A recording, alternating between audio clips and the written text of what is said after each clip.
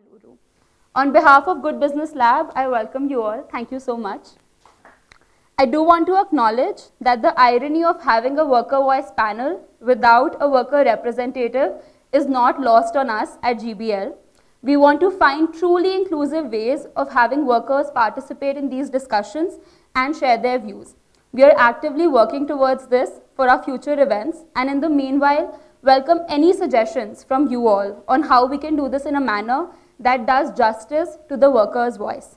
Today's event is just a first step in that direction. Now that all of us are familiar with the exceptional speakers we have for today, I want to take this opportunity to talk about why we're here. Dr. Martin Luther King Jr. once said, and I quote, "A riot is the language of the unheard," unquote. When frontline workers feel unheard, when their legitimate frustrations aren't addressed by their employers, at best, they part ways and leave businesses scrambling to hire and train new workers, and at worst, their frustrations erupt into protest and violence, as we have seen with workers' unrest across the globe over years. With the pandemic, we have seen many organizations rethink employee well-being. However, studies have shown that blue-collar workers are losing out on this alleged well-being boom. In the white-collar space, as some of you might agree with me, we have many channels of communication. We have employee engagement surveys, reviews, feedback sessions, and even one-on-one catch-ups with our managers. However, the realities of the shop floor remain different. Workers often have to deal with an atmosphere of fear, conflict, poor sense of belonging among peers, and even harassment. Today, India has roughly 500 million blue-collar workers, and it is crucial that they are given an outlet to voice their concerns and communicate with the management. So, our aim today is to understand the challenges and potential solutions for truly enabling workers' voice. I first want to begin with a round of comments on the current state of the supply chain and the kinds of challenges workers and businesses face at a broader level. Since all speakers here come from very different backgrounds, let's start by developing a shared understanding of macro level issues before we dive into worker voice more specifically. Chitra, want to first start with you. Working with a large frontline workforce is challenging, as many in the audience would agree. What do you think are some of the biggest challenges when it comes to retaining workers, making sure that they have a certain level of job satisfaction, and even improving productivity? Thank you so much for inviting me here, and also for this. I'm glad to be part of this event, mainly talking about worker voice, because I've been part of this industry for more than 21 years, and I worked in government industry forever, and I love working for worker and passionate of being in that field. With the kind of workers we work is like larger number of workers we work in Shahi. Also comes a big challenge when it comes to job satisfaction, retention, and also the productivity. Your question on job satisfaction, retention, and the productivity, all three are interlinked. And we see that there is good higher productivity and also the areas. So one of the reasons for retention or attrition also can be majorly some of the smaller things which most of you who are sitting here are aware of it, because our industry is with 80% of our factory, our companies are with female workers are working, and age group is between 18 to 25, and also we also have migrant workers. With this comes a challenge of language, and also a challenge of workers leaving the organization because of marriage, and also maybe smaller challenges of higher education. These are some of the smaller buckets. But when it comes to job satisfaction, if you also don't create a path for them, like whether it is succession planning or the next level, women advancement in the industry is also one of the biggest challenge in what we face right now. We have to create avenues for women to go forward. It's a smaller bucket which every day everybody talks about it, and the issues what we have been seeing over 2016 there is a shift. There are a lot of things what we see in media, and also interacting with workers, and my interactions with a lot of local unions. We also see that there are new challenges which we majorly see in organization is coming to effective grievance redressal mechanisms or channel. Workers, if given an opportunity to a very good research channel which gives opportunity to voice their grievances without any retaliation, and also having a staff who is able to handle the workers' grievances effectively, that system helps the workers to retain longer in the organization. We also see that when they retain longer, there is a higher productivity, and also with giving an enabling environment, we are able to also ensure that job satisfaction as such stays longer with them. Great, thank you so much. And I want to follow up on that by asking you a question, Varun. Since at GBL we work extensively, with businesses and interview workers to understand their lived realities, what are some points of friction that you have observed between workers and management? And if you can build on what Chitra is talking about. Yeah, sure. Definitely we need to draw from what Chitra said. So one key point that Chitra mentioned was productivity. If you look at any industries, right, from the time that industrialization has come in, productivity and production has been the key focus, right? They're looking at production at all costs. Over the period of time, a lot of laws and a lot of philosophies have developed, a way of thinking has developed. Productivity can be achieved in other ways, not just by making people work harder, longer hours, right? A key point of friction is the way of thinking between the workers as well as the management. Production being the key area of dispute between both of them, right? All other issues arise out of this key issue of production, right? Higher production, higher efficiency by making people work harder, longer hours has been the key. But there has been a shift, like Chitra has mentioned, but mentally that takes a longer time for it to seep into everyone's thoughts, right? So that has led to a lot more friction. This is in a very conceptual way. So. Thank you so much. Since brands play such a major role in how production targets are defined by suppliers, want to ask you, Tejas, what are some most important initiatives focused on worker well-being in the recent past that you think have transformed the supply chain? And also a second part to that question is, what do you think are some opportunity areas or gaps that still exist and we can work on those? So thank you for first having me here on part of this esteemed panel. I'd like to thank GBL for organizing this. Coming back to the question, so I think brands are really looking at this very seriously. I mean, it is not just where the brands were focusing only on the basic compliance related issues in the factory, just to see that the human rights, health and safety and environmental aspects are in place. Brands are looking now much beyond that, and that's called beyond compliance, right? So this is this subject falls in the beyond compliance area, where you see that the workforce is not just coming and working, but they are more empowered. They don't just bring their physical contribution. They also bring their brain or their mind, right? So how they contribute even through that, the thinking workforce, and therefore multiple brands are I think having different programs. I mean, I would like to focus and tell more about what we are doing as PVH. We have launched our sustainability strategy called Forward Fashion in 2019, and under that we have three key areas. We call those three pillars of our sustainability strategy. The first pillar is called Zero, the second one is 100%, and the third one is 1 million plus. Now it's all like you can see the progressively from 0 to we put a 1 and then 100 and then becomes a million.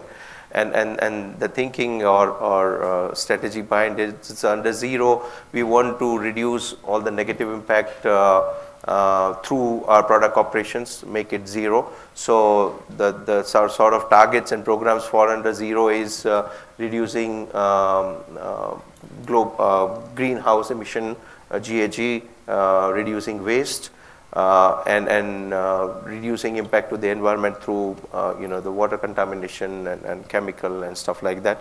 Under 100, we more talk about the positivity, so the good work which we are doing, we want to amplify that. And one of the program which I'll talk more about, which is also connected to today's event, is amplifying worker voice, right? And the third one is 1 million plus, where we are focusing on improving 1 million plus lives. Now, typically, our extended supply chain is having more than 500,000 women, and considering their family and their extended family members, it becomes 1 million plus people. So we believe that, yeah, if you impact their lives, then indirectly you are impacting, their family members, their children, and everybody, their life. Now, out of these three areas, we have 15 different targets, on environmental related, human rights related, and also health and safety at the workplace. But the relevant program which we are driving, which is for today's, there are two programs. The first one called PACE program. Many of you have heard, maybe our industry colleague from GAP, that they are the one who introduced this program 13 years ago. And it's one of the pioneer program, which is about the skill, life skill improvement of the worker, especially targeting women worker. So PVH got and obtained the license from GAP 4 years ago, and since then we have been driving. Shahi is one of our key partner, and I think Chitra can just go and talk for hours, alone on this subject, right? So which is very close to us. It just focuses about not about the work-related skills for the worker or women worker, but also the life skills, like how they understand and learn more about the financial planning, so that they can manage their finance and better. It's also about the legal literacy. It's about their general health and safety aspects and sort of other health related matters, right? And also about the communication and how can they better manage their time and stuff like that. The other program which is directly related to today's topic is amplifying worker voice, right? And under this, the focus is that the workers have a voice, and it is represented through the workers and management committee. Now, typically, most of the time, factories having a good management system. They have management who has established different committee to have, address different issues. Like, for an example, in introduction, talk about the gender-based violence or discrimination against a worker. So those are the committees. Safety committees talk about the safety-related issues. Then general administration committees and logistics and like that, right? But where most of the cases there is no representation from worker side on that. So we believe that then it is not as effective, because the management take the action just based on some random inputs they get it. Whereas if workers are equally part, and then these workers are democratically elected, right? The workers representative, so they are empowered, and then they take they bring the issues of the workers, the real issues from the ground, and then those are addressed in a way where they heard, they discuss, and then the solution. So that's sort of proactive engagement, rather than being reactive to certain issue happens and that. I have seen the brands are making some great efforts. Like, we know a few of the peer brands who are in the room. They are also working on the similar program or probably the same program. But how can we build some common solutions? I think that's the unlock, and that's the key. So to your second part, second question, where some of the challenges right now, these kind of programs are probably implemented in silos. So when as a manufacturer, they tend to think that, okay, it is one of those compliance requirement of particular brand, so I need to satisfy and do it. If I'm not doing a business with the brand, then I'm fine. How can we build something like this, which is part of beyond compliance program, but that's directly impacting worker and workers' well-being in their life, and then bring a platform which is technology enabled and making workers' life better, and their voice is heard.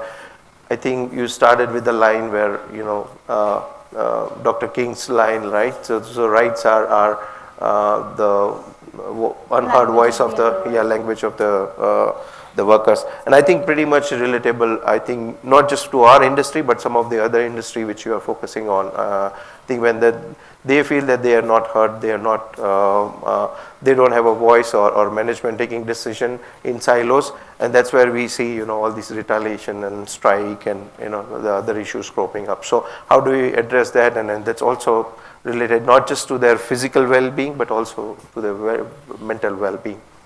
Thank you so much for sharing that. I think many of us in the room would agree that brands play a crucial role in percolating these initiatives down to the supply chain, and there are many stakeholders who become part of such strategies.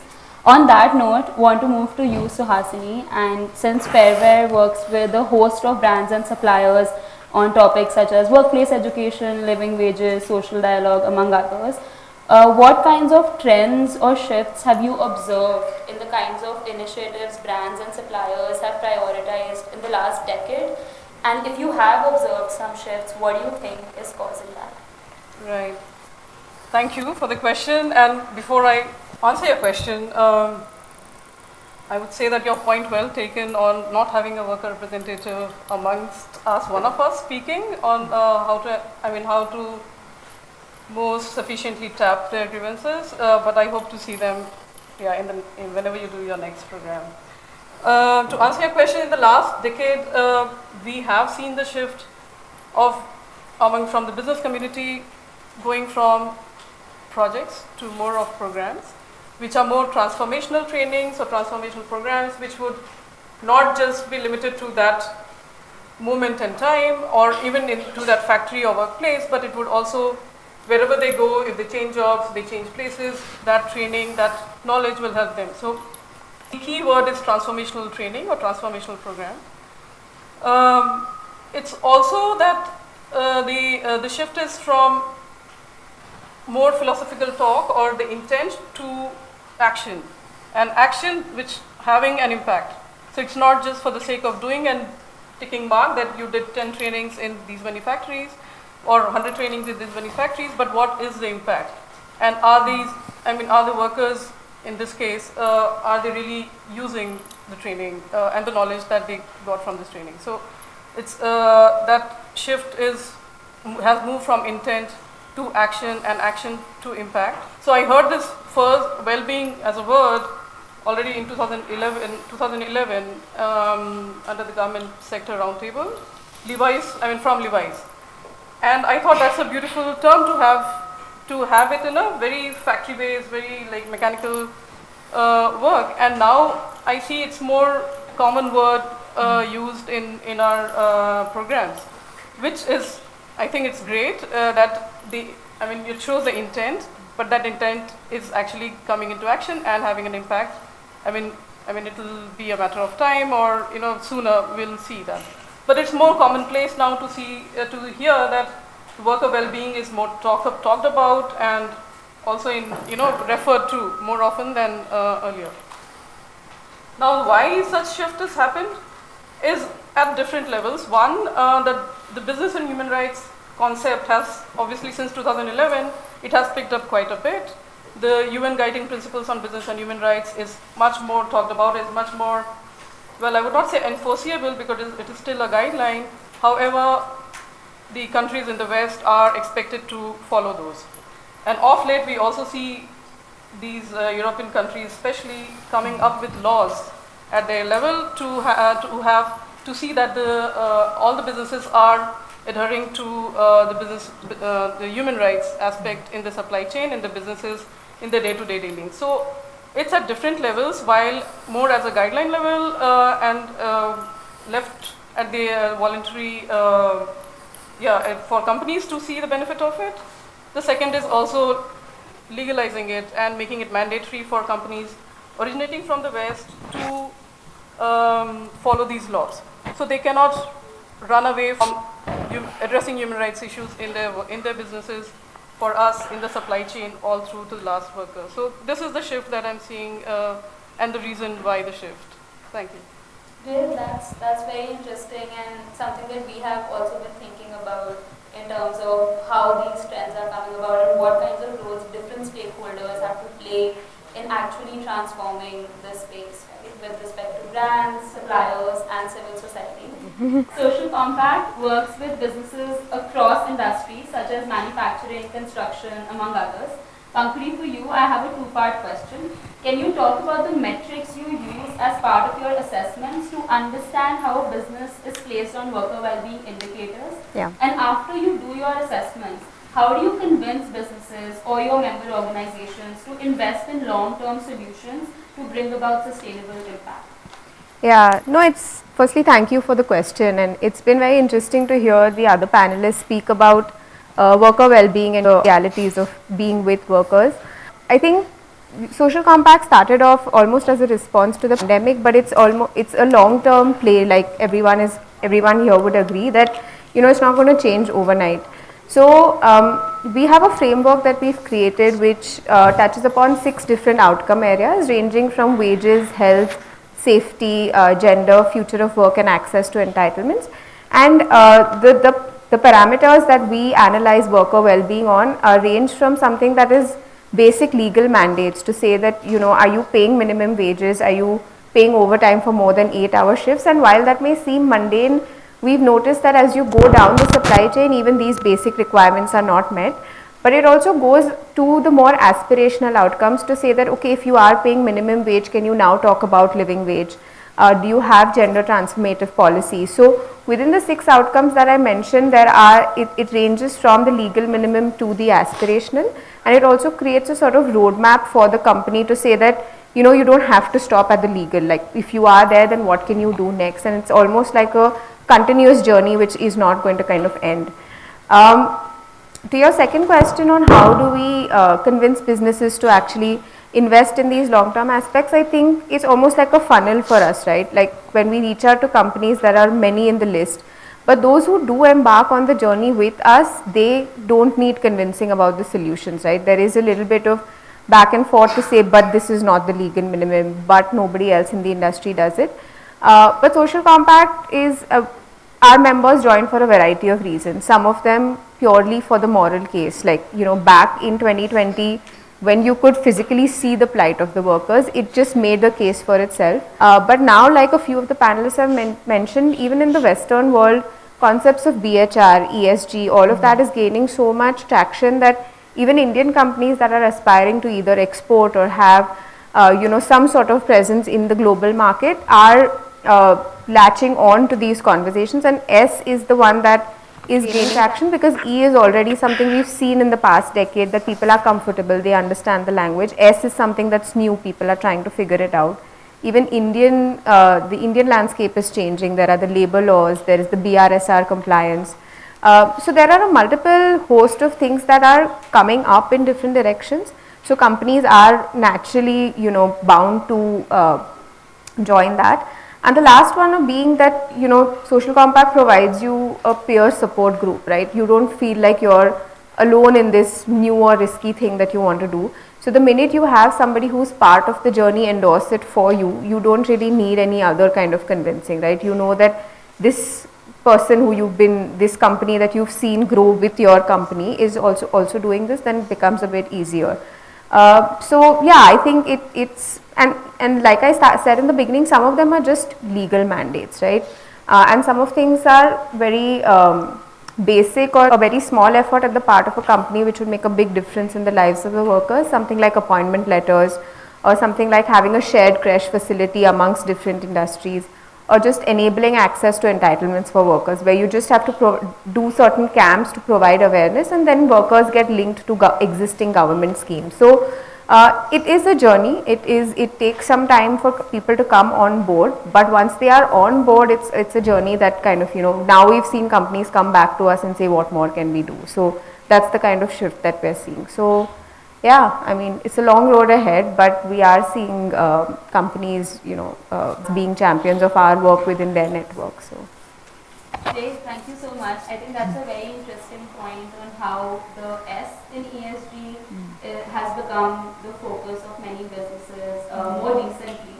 And on that note, based on the research that GBL has done, what are some key challenges that workers face when it comes to communicating their concerns to management or voicing their grievances? Initially, when we started off this entire journey to understand with garment workers, there's a lot of research that we did. One key aspect that we learned is that there should be a bottoms-up approach, right? Understanding from the workers themselves. So the design team led by Mr. Arvind met workers and understood what are the key concerns that they had.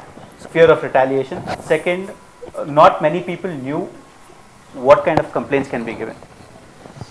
Third, you look at even if the complaint is given, would it be taken or will some action be taken or no? That part was not. There was not much trust in the system that the workers had, right?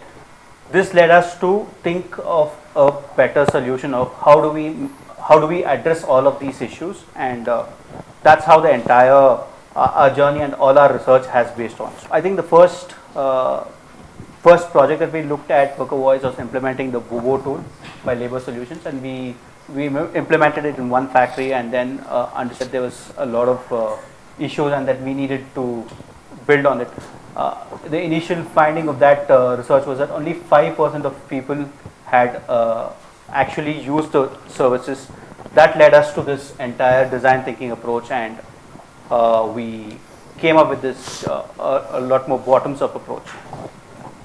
Okay, thank you. We know that Shahi has done a lot of work when it comes to enabling workers' voice. What are the key challenges that, from a supplier perspective, you have seen that workers face when it comes to communicating their grievances, and what have you done about it? One of the major challenges is communication between workers and management.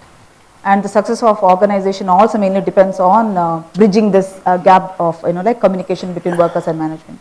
So Shahi has got various tools, like we have 6 pillars, mainly to address the communication issue or the challenge what we have in the organization. So we have committees, we have a traditional hotline number, but there is no data, data and other things attached to it. We have welfare officer. We also have a separate OD department. Then we have gone a little bit digital. So we have Inache in Shahi. So Inache is running in 42 factories of Shahi, around 58,000 workers we have trained on Inache.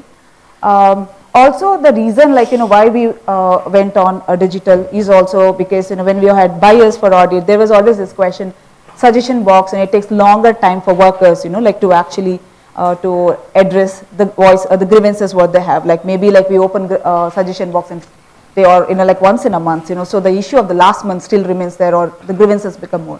So one was majorly the time, the speed, where we were able to instantly, workers are able to take the suggestion, just if they have grievances, write it. And we are also, the team is built, to resolve those issues which is coming from the workers. Anonymous, that was the biggest thing. Any worker you go and ask, they will ask this tool, yarig hogatte madam, nan message haktini yarig hogatte madam. So that's what, they always wanted it to be anonymous. They don't want their name, their department, nothing to appear as such. So, the second point which was covered by Inache was also that it is anonymous. Also the location, they can go back home and use, that was another point. For Inache, it was not necessary just to have Android phone, any basic phone was also. We also found that there is a data which generally, in none of the other systems what you have, data is something, we are not able to have it together, but here it is data rich. So we are able to understand for 1 year, 2 year, or even a 5 year, how the factory is progressing. So the data also helps us, in coming up with new programs, across Inache. And another stronger point what we found, the toolkit what was developed, it is not just getting complaints or, issues from workers, but the toolkit especially for training the staffs who are handling the grievances, as well as incentivize them. This tool also came up with the incentive system where SOPs were developed that within this time frame this grievance has to be resolved, and the unit and the staffs, one who is able to resolve it within the time frame get incentivized, not in terms of money, but we came up with small things like giving them some of the gifts and other stuff. Overall, this was very different from the traditional tool. Second, because it was handled, designed and developed by Good Business Lab, and also the way we communicated to workers, the awareness and making it free and anonymous, workers also did gain confidence on this system. I also want to give this example. I think initially when we launched in Achieve, we would get just hi, hello, that's it, around I think 400, 500 or even 1000 messages were just hi and hello, because they were also testing like, oh, does this number, what they're given, does it really exist? And now this is a third or the fourth year, now we are really seeing the issues. We have issues which is in the factory, which is related to the supervisors, which is related to even maybe the sexual harassment, also the cases of any kind of screaming, or even if the issues of their pay slip or something to do with their family. We see that slowly workers are slowly opening up, but it is a long way for us to reach to that level where like a lot of workers do believe in the system, but we have started. Thank you. Yeah, thank you so much for that. I think just hearing about your experience of using an app is so helpful, and the product team later is going to build on all the insights that Chitra has just shared. Want to move to you, Tejas. You talked about the Amplifying Worker Voice program that PVH is currently working on. How does that fit into worker voice priorities that PVH has? Can you talk a little bit more about the program? And also, how does this work in the context of the mandatory human rights due diligence legislations that we're seeing across the world being adopted by several geographies? The program which we working on, it's not developed, it's not homegrown program, right? So we always believe in the industry solution, and this is developed by Better Work. They train, so every year our team used to go and spend a week, and this is pre-COVID era, a week and a half, getting a training and detailed training from them, and then our internal colleagues, we like from the corporate responsibility team was certified by Better Work as a trainer, and then we used to and we use a train the trainer model. So we go and work with our manufacturing partners likes of Shahi, and they have already a network of trainers internally. So our team works with them, those trainers, and then we have already made good quality content coming from Better Work Academy, right? So that's been shared with them. Vendor, again, when it's their responsibility to go and deploy that at a factory level, because they have factories in the different geography which has a different language, so that's a little bit of a tricky part. But then again, whatever support required, like from our brand team, we used to do and facilitate so that they can convert some of the content and make it which is more relevant to the local, like something is relevant to Sri Lanka may not be exactly relevant to north of India or Bangladesh for that matter, or even the countries like Indonesia or Ethiopia, where we have our own. So Ethiopia is a very new to the garment or apparel manufacturing. Their problems are different. They're looking at things very differently. So how do we still make an effective sort of training to the trainers, and then also ultimately to the workers on this. So we work on that model, and then we have seen so far it's been very, very successful. And then to Chitra's point, I think it's not just about one-way communication. So once the training is given to the worker, they're also empowered through the workers management committees.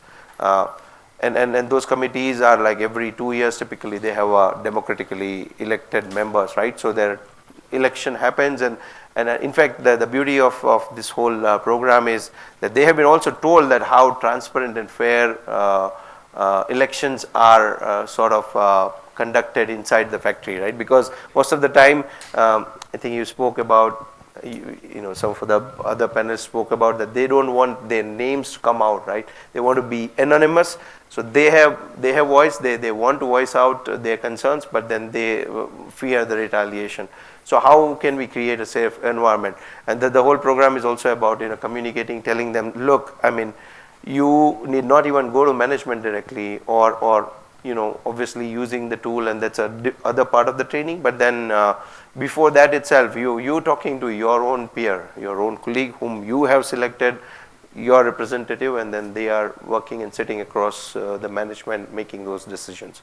So it works in two ways. I mean, if you look at that the workers always have two sort of feedback. One is a negative side where they are they're facing any retaliation or differential treatment, and their voice is not heard, or any other grievance. But that's many a times that also have a positive thing, where things are happening well, and they have a positive suggestions to be made to the management, where how the productivities can be improved, the work can be done differently. So I think the program also focus on both side of it, and making sure that we have a best of both sides, right? And then we have seen some great results. Some of the factories where we also know, to Chitra's point, collecting some of these data, and then also evaluating and how it is translating, and seeing that the profitability is increased up to 8%, productivity is increased up to 40%, in some of that, and absenteeism and has gone down by 25 to 30%. So these are some huge significant numbers. If any of the manufacturing partners in the room, they know how hard it is to get an extra 1% on the bottom line, where here there is a lot to offer in front of them, and then just by implementing something in a right way, and making workers part of that. So that's what we try to do, that working with our manufacturing partners and ensure that all are. So our goal is by 2025, 100% of our key suppliers, manufacturing locations or factories will be part of the program, and 100% of their workforce will be under the program. They will have a worker voice, and committees formed, and their views are captured. Great, that's very interesting, and I think on your point on focusing on two-way communication and moving beyond just grievances, that's very critical even to today's conversation. Moving to you, Suhasini, since Fairwear works with so many brands, how do you look at remediation of workers' concerns, and especially when it comes to enabling brands to address shared factories, not just one factory? So how do we remediate the remediate the complaints is we have several hotline running in different countries in several languages.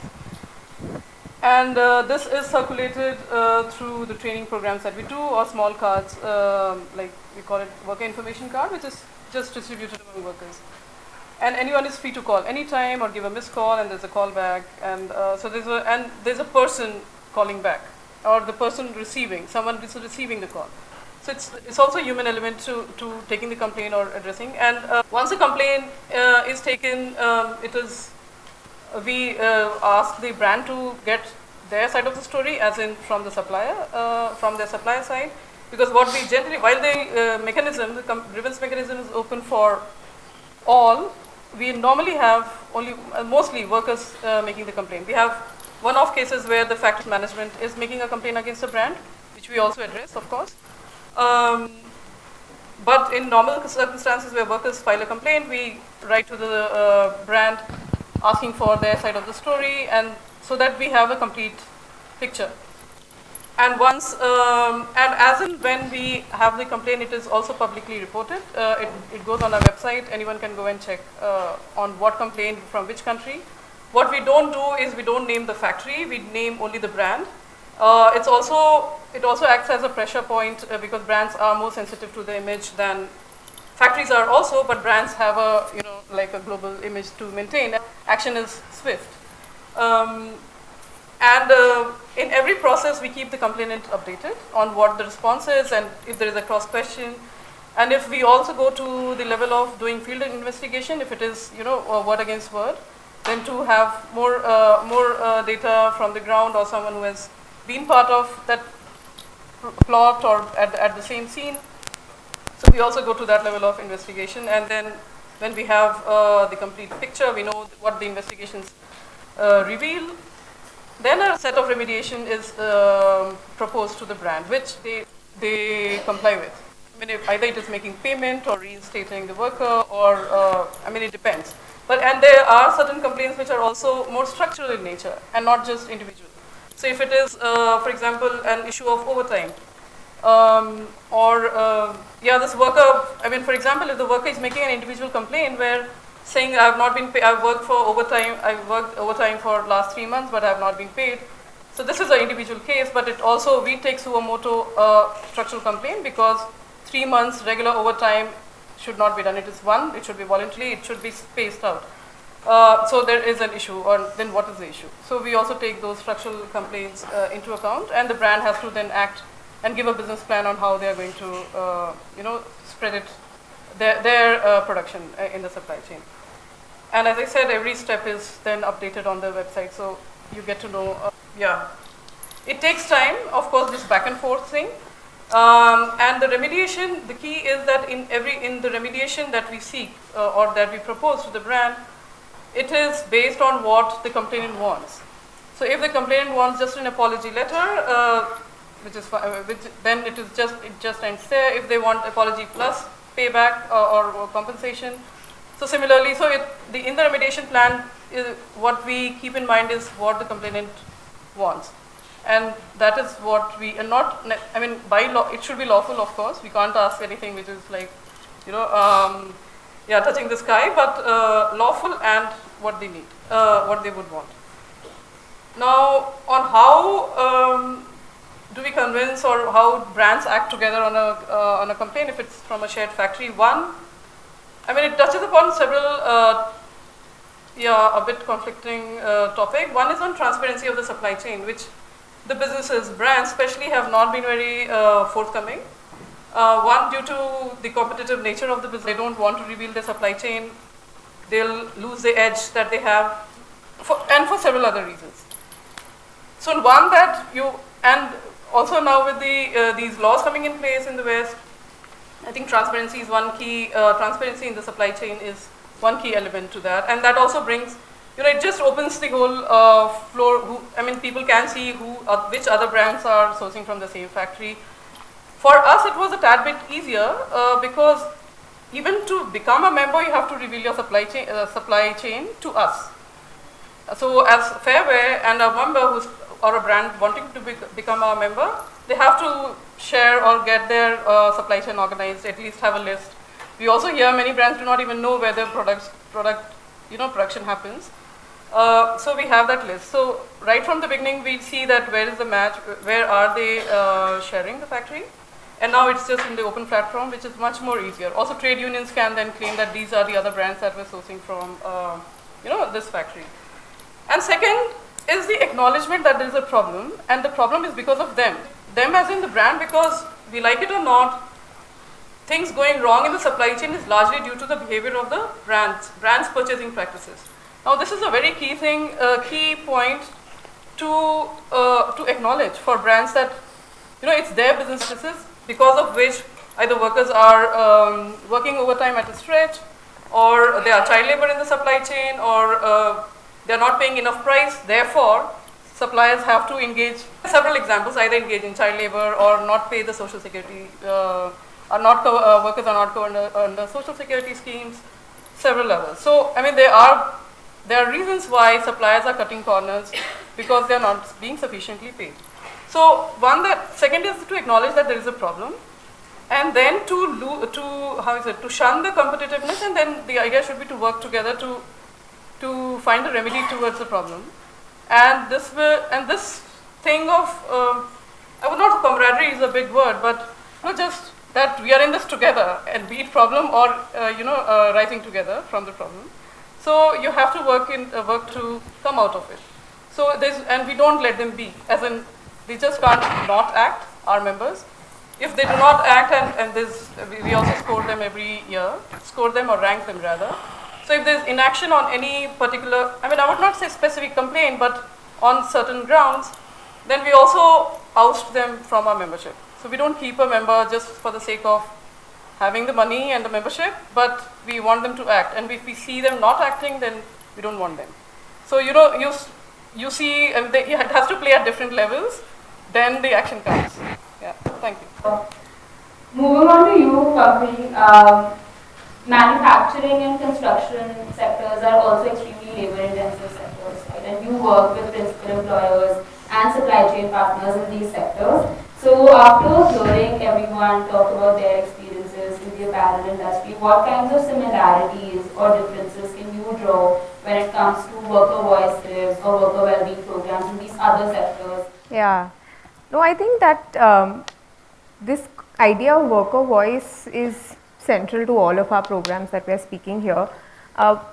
even if as we're talking about communication and worker voice, I just want to broaden the conversation to say that when we started Social Compact, the biggest thing that we realized first was bridges of communication, not just between the company and the worker, but in other different spaces, right? Between the company and the supply chain, or the company and the industry associations.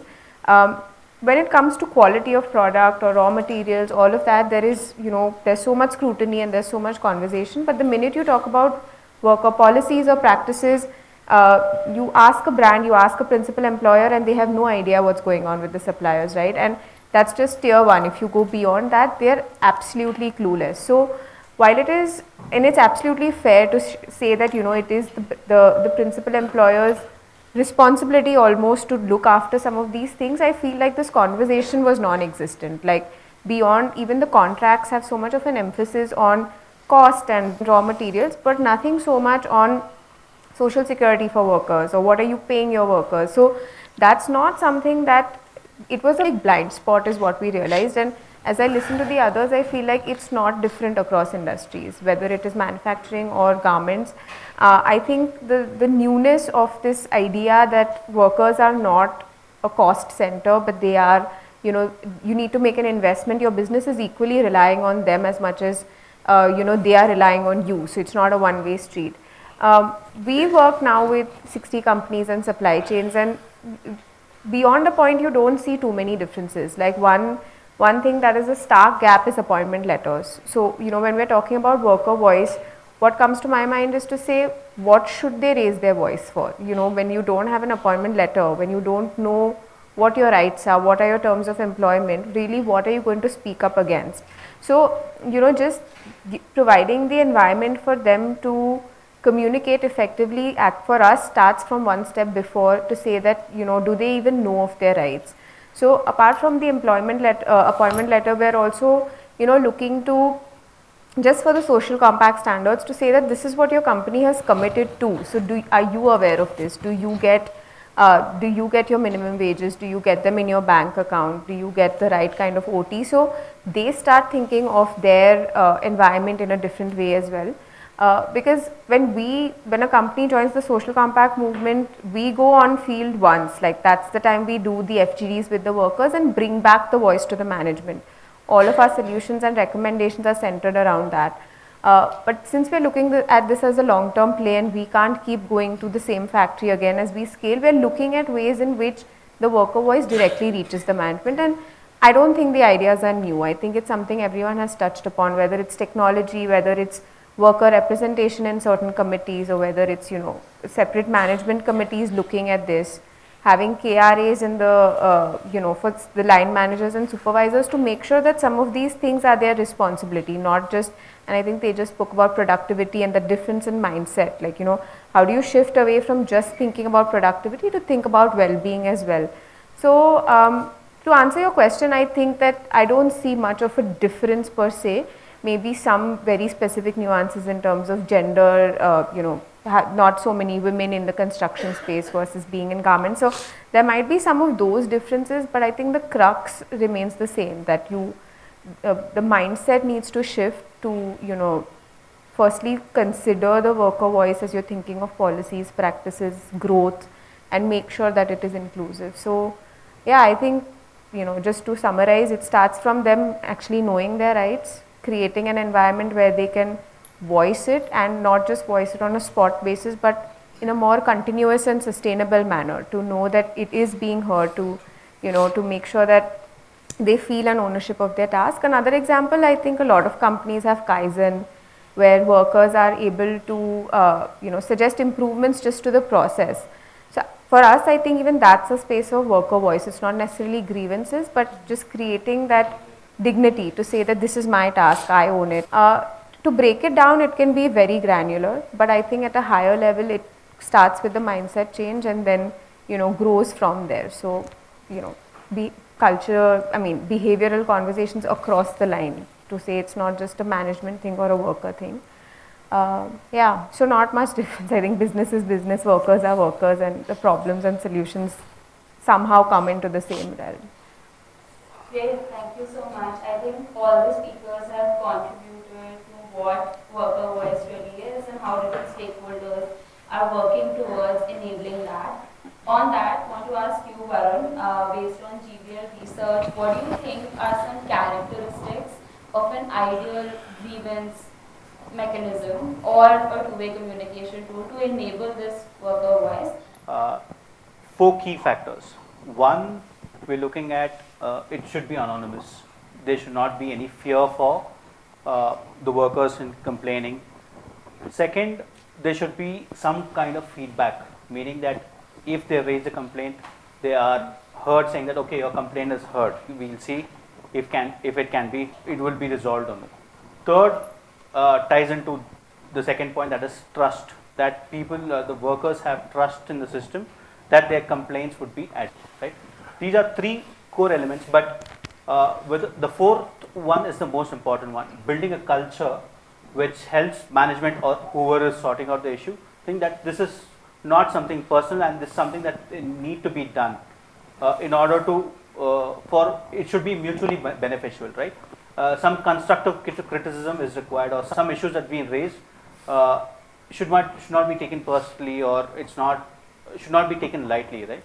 So these are the four main elements that I would put across as probably an ideal grievance redressal mechanism, right? And also looking at with trust how quickly it can be addressed. It should not take its own sweet time. That's with ideal features of worker voice mechanism. How can technology help? I think we live in a world which is tech savvy, and technology can actually help integrating each of these elements, like say anonymity with respect to raising complaints. Technology can help it make it very anonymous, and also it ensure that people get the feedback, as well as the trust factor of accountability also is there, and show that it addressed in the specific time frame. So I would say technology does play. There might be issues, questions about like, okay, garment sector, any specific sector, are people literate enough to, or tech savvy enough to operate or use the technology? I think everybody has, at least with a phone, right? So that's why a tool that's developed, especially with Inache, like Chitra mentioned, that even a small phone call and recording a message is enough. I think most of them, at least in our work over these years, have found out that people are at least know how to make a phone call. So in that part, it is addressed, and that it can be very accessible to everyone. So yeah. Okay, thank you so much. I think we've heard about what a worker voice strategy that different stakeholders can have should look like, and also the different programs that everyone here is working on. Now I want to talk about the challenges with respect to implementation, right? So Chitra, to you, what are the biggest bottlenecks that you face as a supplier while implementing worker voice programs? And also building on to Suhasini's point on collaboration from the brand side, what kinds of expectations you have from your buyers to support implementation of worker voice programs? Yeah. So like first is talking about the challenges. I think it's on two phases. Like one is designing the program, and next is implementation. And while we design itself, we'll see we have a problem with the velocity, we call it, as like, getting a number of ideas which is homegrown, which is basic, which is simple, which is where workers can use, so that collaborating and getting all that as a part of design thinking phase is like one of the biggest challenge. Second, even getting a good partner, like reliable, credible partner, like who would bind all of us together, get all the challenges, talk to different stakeholders, and put all the ideas together and come and actually filter and get into that one particular thing, what actually workers need. I think in this program we went at a level of what worker needs, and the focus is around workers. So getting a right partner also was another challenge. And I think she also mentioned cost, always cost, and the resources, like how many resources we need to pull in for this program. That's also part of the design thinking as well as the implementation. Implementation, when we see, I think directly the first comes the time. Time is the production time. How many hours can I take workers from the production, and actually to train them to also know like what is Inache, is this if this is free of cost, this is anonymous, it's not easy, like to train, so the entire challenge of taking workers from production and organizing this program, in such a way that workers also have building the trust, takes a lot of time. So that is also another challenge. And some of the other challenges, like even like we don't have the other tools what we have, we don't have ROI as such, like which program has got a simple tool which will check on the social impact and business impact. But if we are able to plug in that factor, that so many grievances, it has been resolved in this way, this has benefited in reducing absenteeism, or it has affected like in improving some of the aspects of the organization, definitely that ROI will help us to talk to management and like increase or build on or scale the project. So likewise, there are many other challenges. These are the a few of the challenges. But with regards to brand and brand support, I think for years they have been very supportive for us with many of the programs what we do at Shahi. So already we spoke about PACE, and like PVH and Gap Inc. has been supporting for us with PACE program, which is a brand program initiated, developed, funded, wherein Shahi was the implementing partner. Like we had actually to give the workers, which the time, the 1 hour of workers' time every day they would attend the program. So it is a collaborated where brand did fund. We also have worked with H&M for Migration Support Center, where they were part of the design thinking phase. And Shahi also partnered with them, and we came up with the program. We also partnered with Columbia, and through BSR, Her Respect and Her Finance program. They also partnered. They financially they support, technically they support. So they are brands as such, over years have been supporting a lot of programs, either financially or even developing some of the program.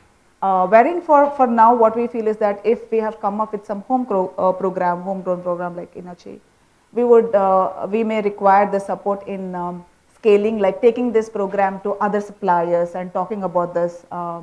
Also for that, they can take the data from the supplier and then help us in scaling this with the other supplier.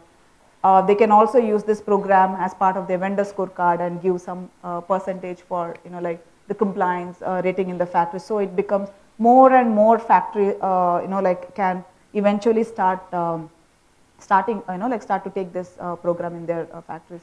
Also, like with their support, we can also take it to the supply chain. Small, we can do a TOT model, like where they can help us either take financially, it can be 50-50 partnership, between the supplier and the brand, and we can actually take it to the supply chain, and through TOT model or some other model, we can have this not just with the supply, but the supply chain is also this. So these are different ways, where we may collaborate with brand. Sometimes cost is an issue for suppliers. So how do you think brands can support? Yeah, so I mean, I would say that brands always, supportive on the cost part, and they whenever we, probably sign up for any program or launch any program, we clearly aware of, the implication on our supply chain partners, because end of the day, whatever cost goes to implement this is going to come back to us in some form, right? So as a brand, to answer to mitigate some of these issues, it's more of a collaboration and then collaborative approach across the brands, like implement and design the industry-wide solutions rather than trying and creating programs based on your own expertise or homegrown program, I would say. So PVH always believes in that. I mean, to give an example, last 3 to 4 years, we have completely migrated from our own audit program to now, industry-based tool for social compliance. We have SLCP, which many of our brand partners have adopted as well, right? So sitting in the room. Similarly, for environment sustainability, we have adopted HIG FEM module, which is again industry-based solution where brands have to just, it's like a already ready-made solution. You have to just see how close it is to your own program, and then based on that, for supplier, the benefit is that they are working with multiple brands, the big supplier like Shahi probably have 20 plus brands working with them, big and small, and all 20, if they are accepting the same standards, then it's very easy for them just to go through that sort of an requirement once a year, train their internal staff and also the workers. So this is taking care right now. I think most of the supply partners who are in the room, even besides Shahi, even the smaller suppliers seen that it's quite beneficial, because if they are adopting, they just have one audit verified report in a year, which takes care of social, and they need not do multiple audits. So there are financial benefits there also, a lot of benefits in terms of time and efforts on the supplier side. I think we should think of something even in the women empowerment and worker voice program, amplify worker voice area as well. How can we adopt? And that's why typically PVH decided to go ahead with the Better Work and ILO program, which was in place. Many other brands also have adopted that. As of now, 6 of the brands we know they're using the same methodology and implemented. So again, there is no double dipping or duplication of work and effort. So that way, it's easy on the factory. Again, once they kind of adopted it, so that's a one way of saving or mitigating the costs and efforts on the factory side. The other way to look at it is from the supplier point of view, it's more of an investment, because a lot of that is not just the social impact which we are trying to create through the program. It's also direct business implications. As I shared some number in that we have seen, profitability increasing, productivity increasing through the empowered workforce. So while that's, if we capture that in a right way and then present it, I think it will not be hard from even manufacturing side. Like of Chitra, you has to go and talk to the management. I mean, she won't be just saying that, okay, I need this program for that, I need so and so resources and so budget for next year. She'll say that, okay, I have numbers which is proving that, the productivity has increased by, so and so percentage. The worker attrition is reduced, even absenteeism is reduced, and therefore, it is profitable, putting a direct dollar value to how it is impacted the business. It becomes a strong business case. And I think that's where, the collaboration come in play, how we work together, build the kind of industry-wide solution, and also capture, all set of data and translate that into, some sort of business case, and then it's easy. I think we always prefer to work in that when we have seen a great success, whatever program we have launched so far with our supply partners. So this would take care almost your 80% of the supply chain partners, like it's a big supply chain partner, where maybe still you have a small tail where 20% of our business with the smaller suppliers. That's where you need to see how some of these solutions can be a little bit more flexible and based on subscription based model, unless like you take a full package, because some of these solutions they have to just take and invest $5,000 upfront and then $2,000 in every year. It's kind of for a small supplier, it's hard, right? So if we can build, okay, you're just using this part of service, they're only using grievance mechanism and capturing that or that platform, then your size of workers is 200, right? So you have to pay that way. Just give an example of Bangladesh Accord. So PVH is one of the founding members of Bangladesh Accord, which initiated 8 years ago after Rana Plaza, and then we still holding on. We are partnering with them, with even the expansion in other countries like Pakistan and Sri Lanka in future. Now they also have a complaint mechanism system inbuilt in the program, and we receive hundreds of emails every day. And my team just sits and analyze, and it's from anonymous workers or sometimes the workers' details are given, but they're not visible to the factory management, where all sort of safety related, but then most of the time it's also financial related or some other sort of grievances, and that has been effectively addressed, and then there is a closure mechanism also onto that. So that's completely built. It's a part of the program, and then there is no extra cost to factory to that. So how can we look at these kind of solution for some of the vendors who wanted to be part of the program?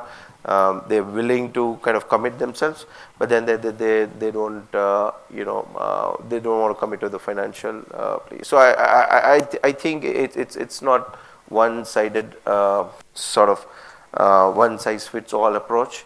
We have to come across as an industry and and collaborate across the stakeholders and build something which can be used in a different way depending on the situation.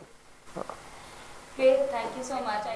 About collaboration, and that is what I would. It has just begun. I mean, it's still in the nascent stage of organizations leaving their, very niche or very, how is it, very territorial about things that they've developed or built or they are part of, and then going ahead and collaborating with other partners, doing similar things with similar impact. Maybe not exactly the same, but having the same, and the intent is the same. So the idea should be to leave that, this is mine and we are the best and this is the best tool that we have developed, but rather come together and see how we all can work together. And to give some example, as Fairway, we are part of something called, especially on grievance mechanism, because this session is on grievance. It's called Care E platform. It's a platform of MSI's multi-stakeholder initiative, and Fairway is part of it. PST, which is a German MSI floated by the German government. PST Amfori is a business association, again from Germany. It's part of it. Other organizations, MSIs, are considering. Still on the fence still.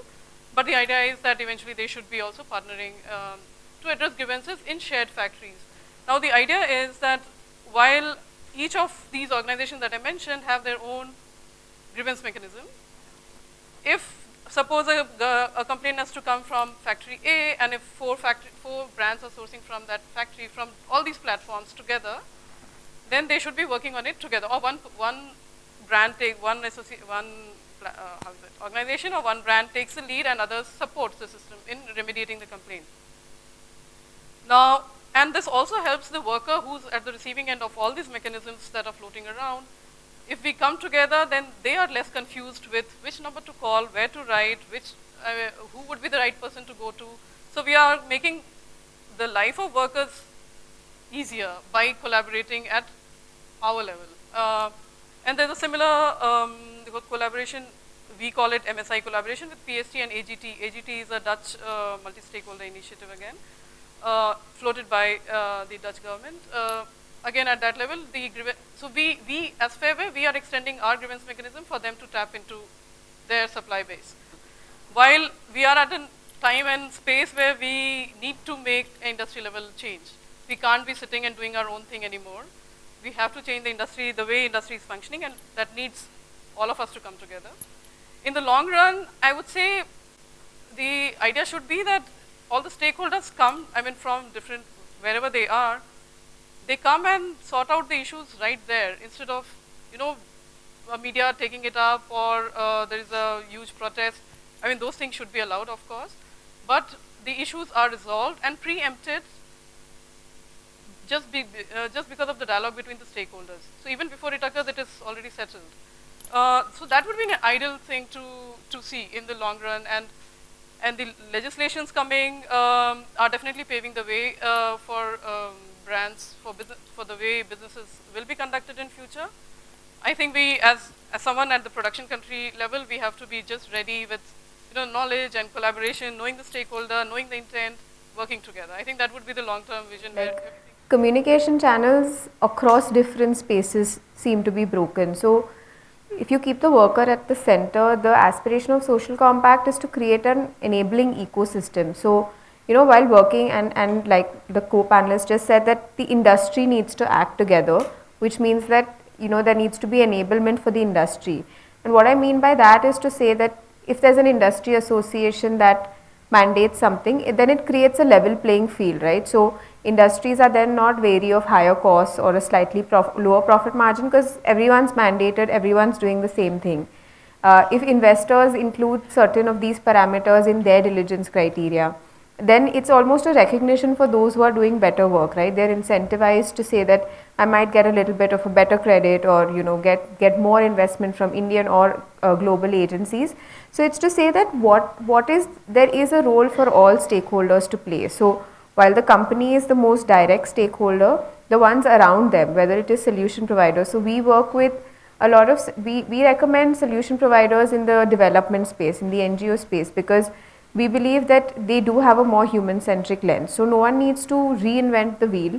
There are solutions already existing, so how can we bring them together? So collaboration has, again, an extremely wide meaning to say that everyone does have a role.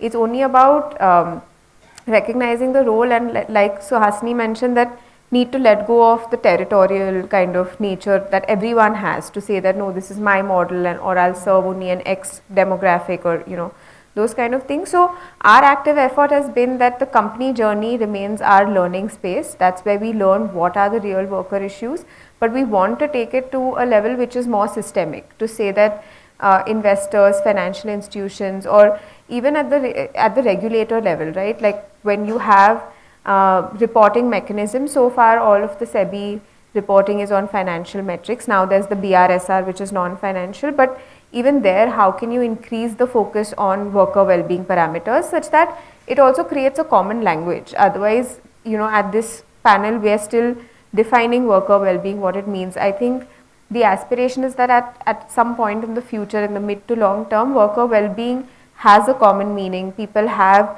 defined frameworks to work towards it. Right now, I think it's still a little ambiguous, and therefore that's also an opportunity for everyone to come and pitch in their expertise, to come and pitch in their understanding of it, and from there evolve something that we can together work towards. So yeah, I think one of the even our vision statement says that we need to mainstream the aspiration that responsible business is equal to a successful business, and that's a complex task, so everyone has a role to play. Yeah, I think that's food for thought for all of us to think about how we can foster more collaboration across the industry. And on that note, want to hear from our audience. Tejas and Suhasini. So when we talk, like we are seeing that brands are revealing the names of the factories that they're working with, but the challenge that we are seeing is it's mostly tier 1 factories. And it's more than the intent. The problem is beyond tier 1, it becomes a can of worms where it gets super complex and no one can actually tell where the garment is being woven, where it's being spun, where the cotton has been grown. So how can we tackle that situation where like someone like a woman working in a spinning factory can use this platform and raise a complaint, and the brand that's accountable can work on it? So how can we make that connection? And very relevant questions, right? Most of the brands were up till very recently just focusing on their whatever you can level or tier 1 suppliers, right, which is a direct garment manufacturers. Many of them went beyond and look at the raw material manufacturers, typically your fabric like knitting and woven, or even some trim manufacturers, right, like big trim suppliers. But beyond that, no, even brands had a very little visibility. I think there has been a change and shift in the way industry is been looking at this, particularly because of some of the incident happened. The China cotton related legislation came in play, where the China cotton used in any of our product is really not allowing product to be sold in certain markets, right? So I think that has really make a huge shift. I mean, that was just one of the example. There are multiple other also factors which contributed, but now brands are first taking a step where they want to understand their supply chain better beyond level or tier 1, looking at tier 2, tier 3, in some cases tier 4.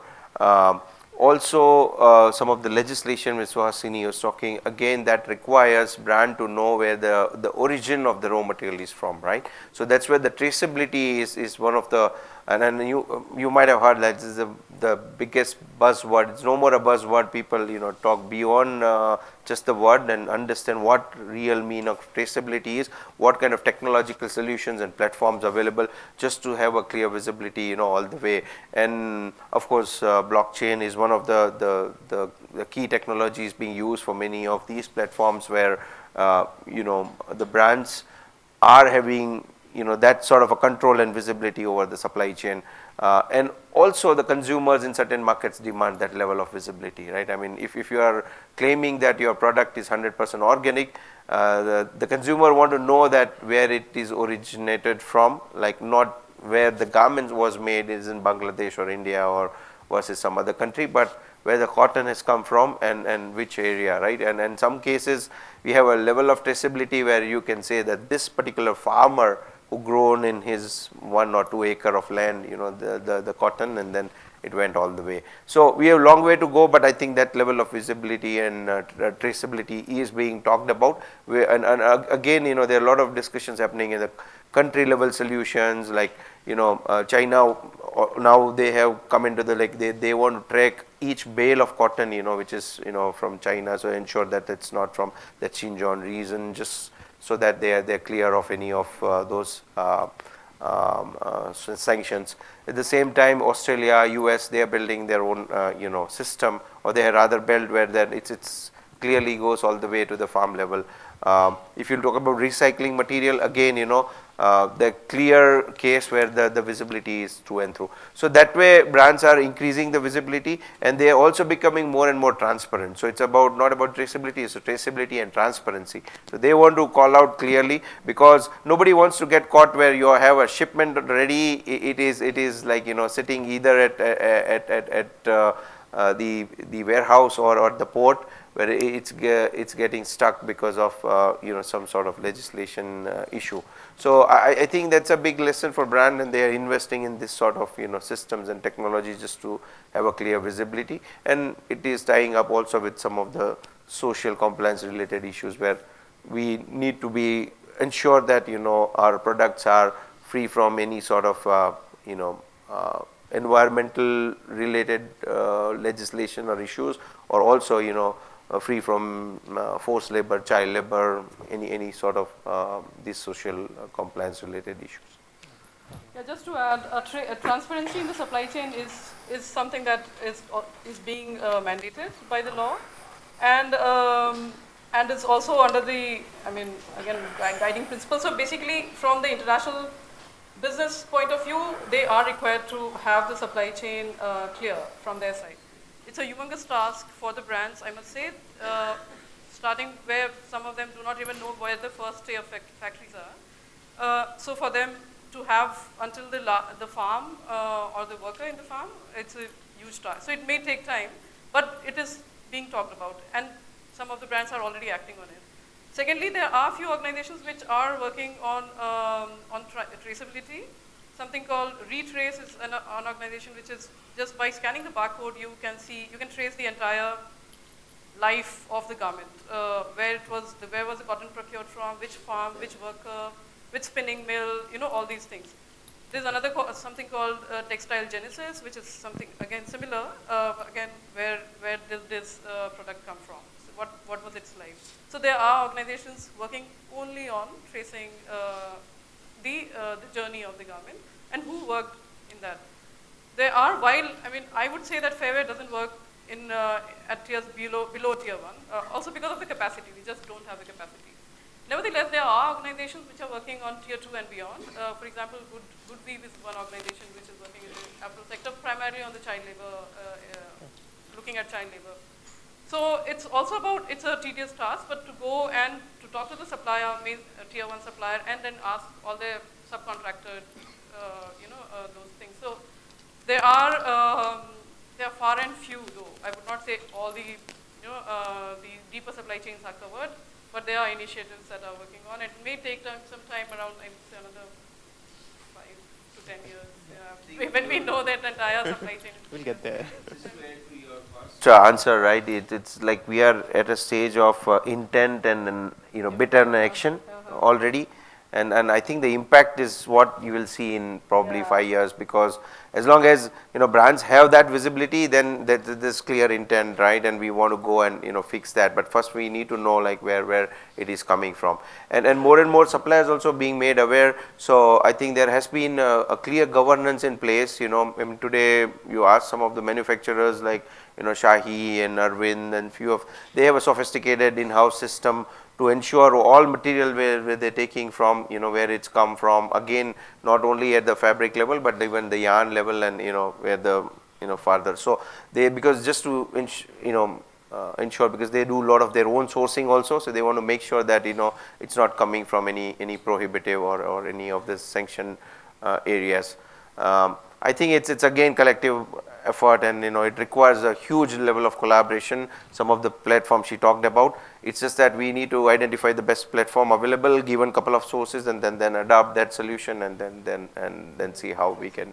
That most of you and your teams are taking to empower the workers' voices and to hear them more so to understand their problems. What I want to shift a little bit to the existing problems that is glaring in our faces already, and wanted to understand what are we trying to do about those issues, one of which is the huge difference between the wages that the blue worker or the blue collar workers get as compared to the top management or the middle management gets paid within an organization. So we spoke about collaboration, we spoke about productivity, we spoke about social investment as well. And to me, if you only look at the labor cost distribution within an organization, I think if we try to reconsider how we distribute wages or salaries within an organization, the problem can be pretty much solved to a huge extent, and that adds to well-being quite a bit. Is there any efforts or challenges that we see in this area or in this regards, and what can we do about that?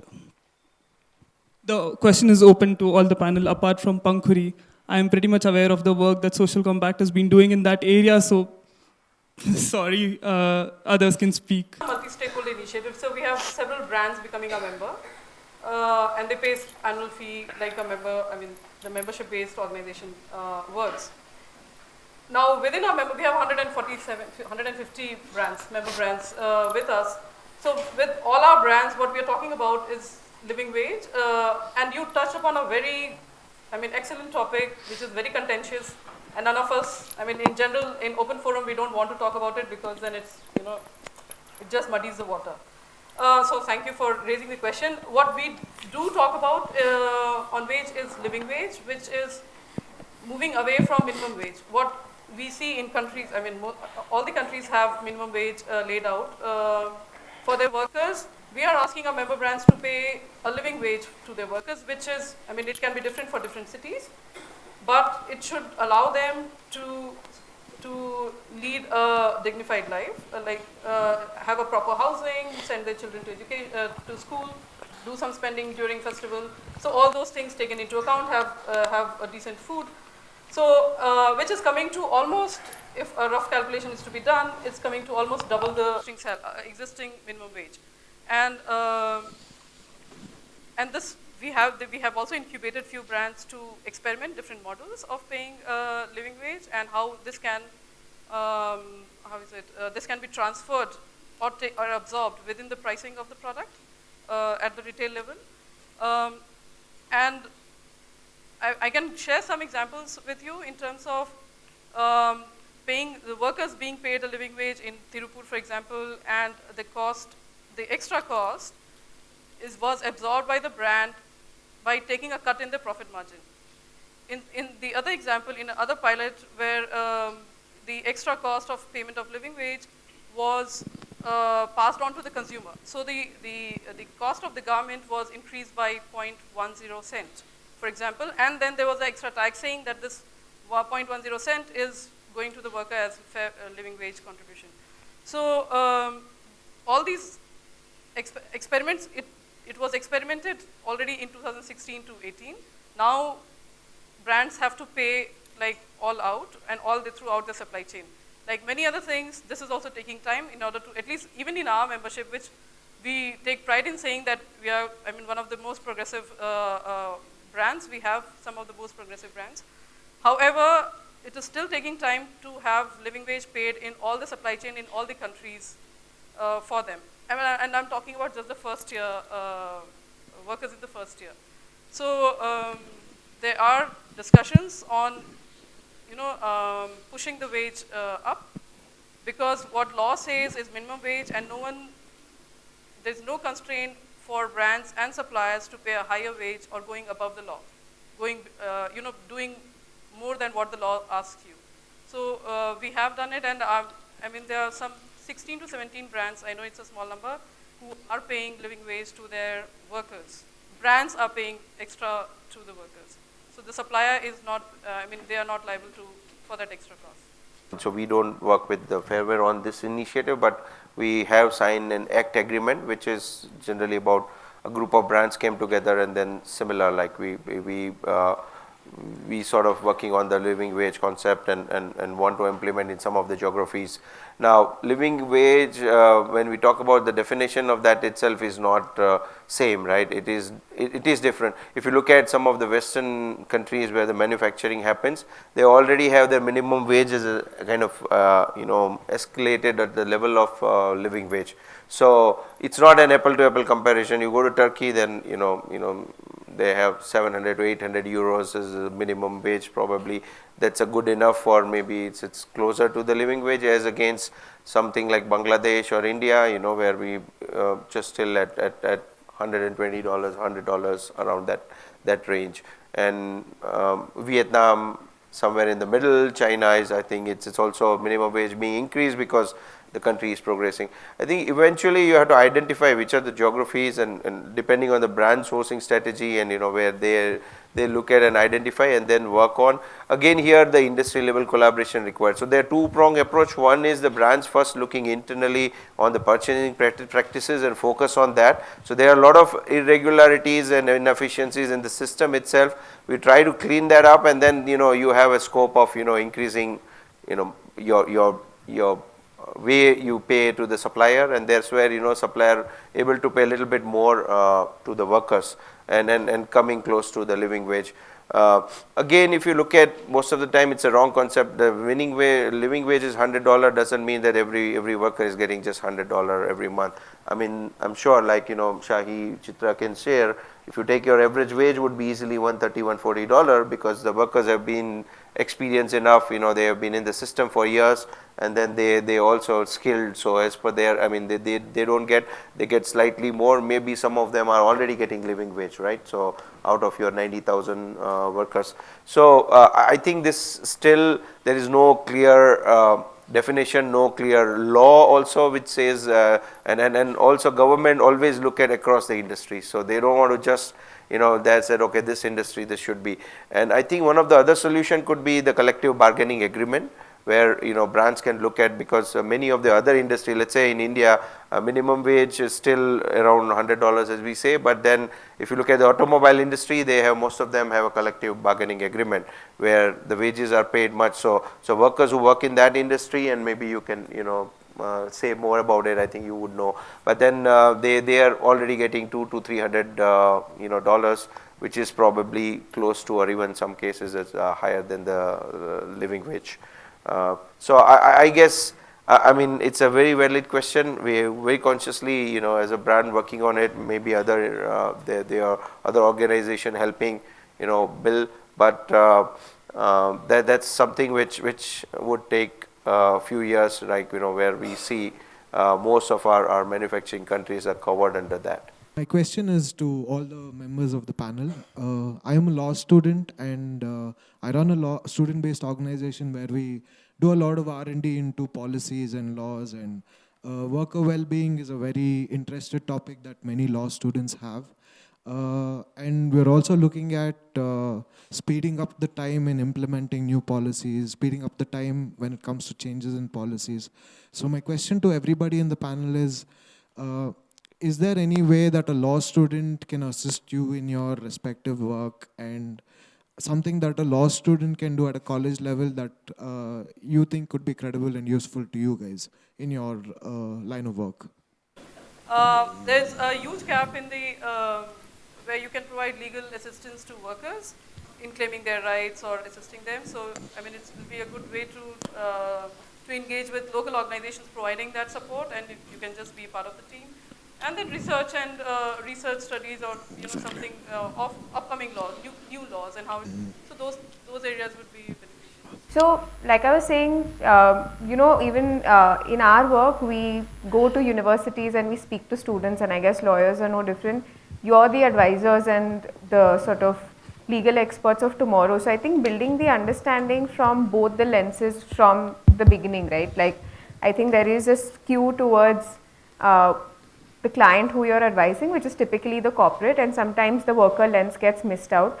But if there is a deep interest, or if there is an inclination, I think how do you balance both the perspectives when you go out in the world out there, right? So using some of these conversations, or like internships or any of those things, to actually make to not be afraid to make that difference, because often we tend to say what a person wants to hear, but if you're able to balance perspectives and create machinery or frameworks that allow the larger world to be able to do that, I think that would make a real big difference. Thank you. Yeah. Yeah, for the workers, like doing legal literacy programs, not just that, even POSH is like, prevention of sexual harassment is a Yeah. bigger topic. So maybe helping organization come and, like develop some of the modules, and also if there are a good number of law students, come and train some of the workers and also work with us and give us, like do a survey and let us know like where as an organization where we stand. And also like adding to Suhasini's point, a lot of workers through training programs, they have awareness on different the legal avenues, but maybe like having a law student and giving us like a scheme or avenues for workers, like propagating about the avenues that are available for kind of workers, that there are different areas where a law student can actually. Thanks. Great to know that Shahi has implemented INACHE program. So I would like to understand, compared to suggestion box now to INACHE, how long does it take to resolve an issue or address a feedback? The second question is how the workers get the feedback. So because it's anonymous, Yeah. and how do you get back to them, especially when there is a case related to sexual harassment or something like that? Definitely they need to get a feedback, and for all the complaints or Yeah. feedback. So how do they get that, and how much time does it take? Yeah. For the first question, what you asked, Reshma, like I still remember when you came for audit and you did ask this question, suggestion box, Chitra, it takes long time. Is there any solution? So like, then we're grateful to have GBL, and then like, we did post this question to GBL, and then we did the design thinking phase, and we felt that workers instantly send SMS, and SMS goes to a central server, and there is a team which is working on receiving it and resolving it. The resolving it, the communication what we give it to workers is like, one is immediate, if not minimum 2 days is what we like give communication to workers, and we ensure that we remain within that time frame. If it is minor issues, then immediately it get resolved. But if there are issues like which needs inquiry and a process, then it may take 2 days. But something like sexual harassment and cases like that may take, as per law, it takes 90 days time. But we ensure that workers like are well aware of this information as such. The issues what we get in or the grievances what we get in these channels, and if we take sexual harassment as a case, then what we do is that there is a norm as per legal requirement that there is a IC committee, and there are workers like there is a committee which, and also a third party NGO or a lawyer who's part of that. The workers are trained that if there are issues that we write it back, we message it back to workers. So this INACHE has a good feature that it's not only one side, it is two-way communication. We send a message back to them that telling that please contact us immediately, or please this is and we follow up with them continuously. And there are chances that like they may come back to us, or even like most of the cases as far as like when there are difficult cases like this, we have got communication back like yes, I would like to come and meet you, and then we share the communication back with them and take them, and then get into the complete process of confidentiality and counseling, and then putting them into the entire. So INACHE is two-way communication, where we also give a feedback once it is resolved, that are you happy with the way it has been resolved, or do you still want any further assistance from us? So it's two-way communication. Thank you. Great to know that. Thank you, Reshma. Yeah. Thank you so much for being a patient audience and for contributing your thoughts. Thank you so much for joining us here today for this event. I'm Prasad. I work at GBL Ventures team. We are building technology tools for labor-intensive manufacturing sector, tools that can impact and improve the lives of workers. And INACHE is one such super tool that we've built and we're scaling up. Back in 2019, we found two critical aspects of communication, workplace communication, that organizations struggle with. Number one, a truly omni-channel worker engagement platform. And number two, a deep sense of personal touch and personal communication, ability to communicate with the workers on a personalized manner. And that is what we set out to solve. But we didn't jump to the solution immediately. we wanted to understand the problem in a much more deeper manner. Our research and design team lived the life of workers for almost 60 days and understood the nuances, the pain points, their goals, their objectives, their fears, their anxieties, and came up with the solution. But what we really found was that 60 to 70% of the workplace misconduct, on an average, goes unreported. And there are several reasons for this, and there are several inherent problems that cause these reasons. One, of course, the panelists spoke about fear of retaliation. The workers feel, they think twice before they can critically give feedback to the management and raise any concerns or grievances. They think about whether they'll lose their job or their salaries will be cut or they'll be moved to some other line of work. And then comes transparency. We've heard that suggestion box, the traditional medium, suggestion box, worker committee meetings, we don't know how the problems are being resolved. I mean, traditionally, the workers didn't know how the problems were being resolved, how they were acted upon, what were the corrective measures that were taken. So, that's another problem that we saw. Accountability, there were no set standard operating procedures, and there were no people who were designated to work on the corrective measures. So there was no accountability either. And then no follow-up channels. The workers never got an update about a feedback that they gave or a case that they raised against the management or a grievance that they had. And it was more of the traditional mediums were like suggestion box, worker committee meetings, in-person meetings, were more of a linear, had a more of a linear approach. And it was never conversational. So those were some of the problems that we saw. And the consequences of these problems were even more dire. And if these problems were not corrected, sooner or later the workplace will turn hostile, and the result of it would be increased attrition and absenteeism. Of course, the panelists have spoken about it as well. And the consequence of that, again, is the production disturbances, increased costs, and then there is productivity loss of orders. But what we actually saw was that ultimately the brunt was, was borne by the workers. They lost access to secure and salaried job.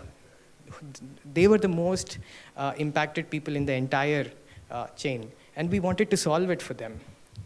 So that's how we came up with Inache. We understood the macro perspective, that is the organizational discrepancies or the way the grievance were the grievance mechanism worked or how the grievance redressal was done. And we also understood the micro perspective about the worker universe itself and came up with Inache. It was conceptualized and designed to make sure even the workers with low literacy levels could access it, and workers who didn't have access to smartphones or internet or mobile phones can access it as well. So that's how we built it. Our team will talk about the product in detail going forward, but we've built 2 versions of this so far. We're moving towards better standardization. It's more flexible. Our panelists were alluding to it. It should be more flexible. The subscription cost should be much more lesser. And that's what we are working on here. The tool is 30% flexible. It can be customizable based on the grievance mechanism of the factories where we implement it. And we've done it in one of our partner organizations in Punjab. We've seen almost 5,000 cases registered over the last 3 years, and these are not high-hello cases like Madam was alluding to earlier. And almost 95% of these cases get resolved within the time that is specified in the SOPs. And we've seen the attrition drop by 19%, absenteeism drop by 17%, and the productivity go up by 4.7%. And this impact has made us more resolute towards our work, and going forward we have our wonderful product team and engineering team who will be doing the demo.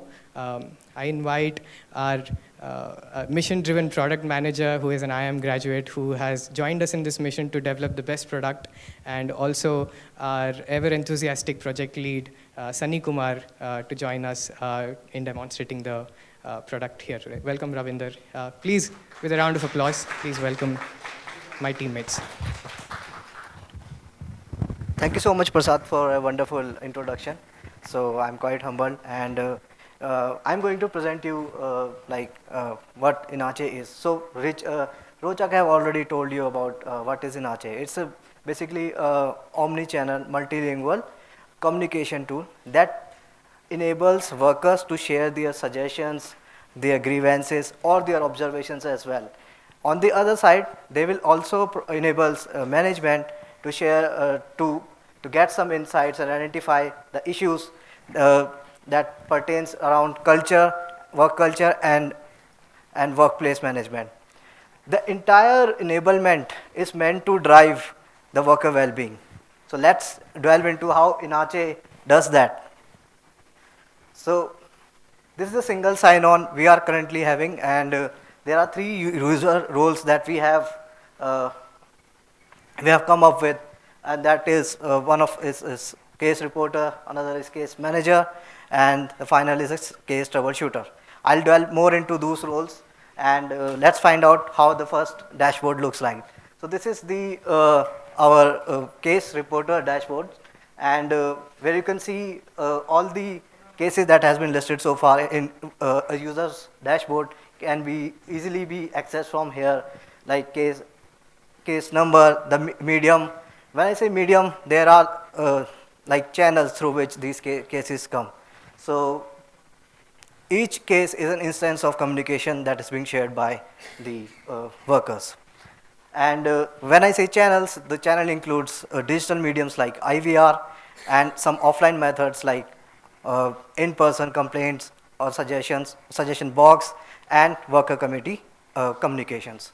So I'll request Sunny to, he will post a query on Inache number that will be rightfully updated right here in front of you. Hello everyone. So I am Aslam, and I am a factory worker, and I am from Odisha. Our HR has given us a number on which we can raise our voices and grievances to get them resolved. So today I will be raising one grievance. Okay, let me just dial the number that our HR has given us. For English press 1, Hindi के लिए 2 दबाएं, कन्नड़ साही मुरु ओतिरी. कृपया beep के बाद अपना संदेश record करें. हमारी कैंटीन का जो फूड है उसकी क्वालिटी अच्छी नहीं है, उससे हमारी हेल्थ ख़राब हो सकती है, तो कृपया इस केस को जल्द से जल्द सॉल्व करें.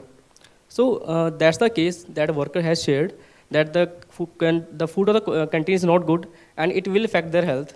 So just to get them resolved as soon as possible. Basically what's happening here, the case has been registered in our Inache dashboard right away when a worker calls. And this is a general case report that case reporter has to go through and has to go through and categorize the case and provide some more details. Will audit that whether the call that is made is valid and has some valid reasons. Also, if he feels that that the case information is like not sufficient to move it further, he will drop a message to the worker asking for more details. Otherwise, he will pass that case report to the case manager. So what case manager does here, he is actually managing a lot of cases that has been managed by case reporters which are under him. He validates those cases. That includes the cases that are not valid also. Not valid cases like blank calls, hi, hellos, and all that stuff. So that even if case reporter places a valid case into an invalid category, a CM will always have a second eye to that sort of cases as well. So what CM will do, like this is a CM dashboard similar to that of case reporter. He will see what is the case report looks like. He'll hear out the voice again, and based on the categorization, if he see that everything is fine, he will assign a case troubleshooter to that particular problem. So what case troubleshooter do here is actually an investigator who looks into the matter and provide a solution into that case resolution progress.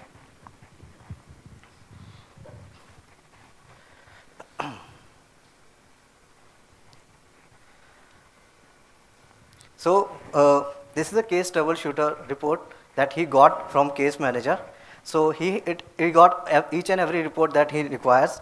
If he feels that there is lot more information is required, he will send. So basically, first thing he'll do, he'll send an acknowledgement of the complaint that he has received, and based on the language of the preference of the worker, he will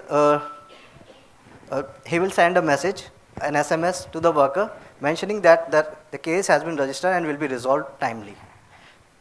So having said that, all these communications are time bound and like implemented in the workflow, which can be customizable.